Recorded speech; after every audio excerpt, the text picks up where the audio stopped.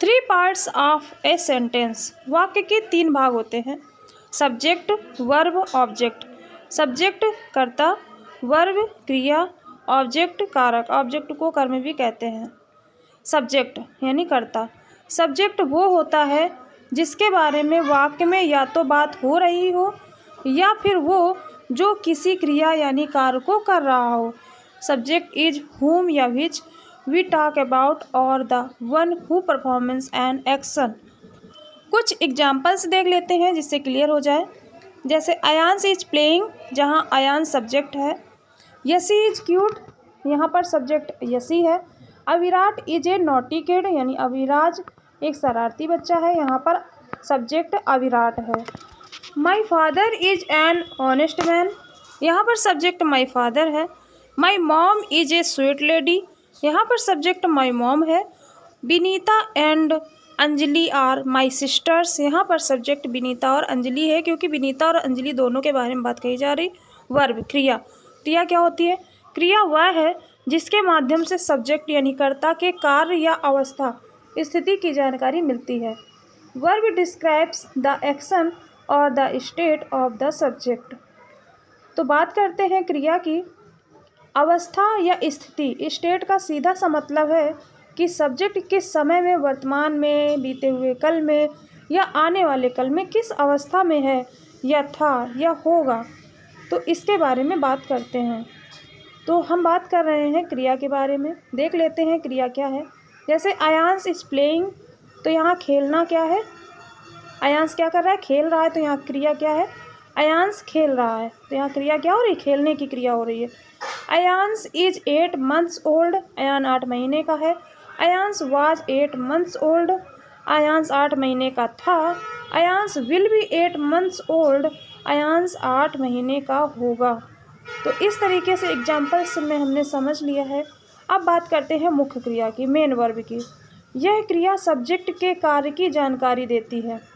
Main verb describe the action of the subject. यह क्रिया subject के कार्य की जानकारी देती है। क्या? Main verb.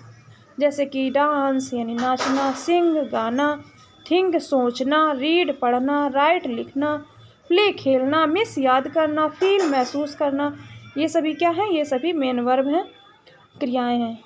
ठीक है, मुख्य क्रिया। बात करते हैं सहायक क्रिया की, हेल्पिंग या auxiliary verb.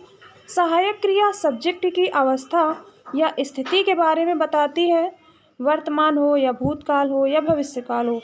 Helping verb describe the state of the subject, present या पास्ट या फ्यूचर।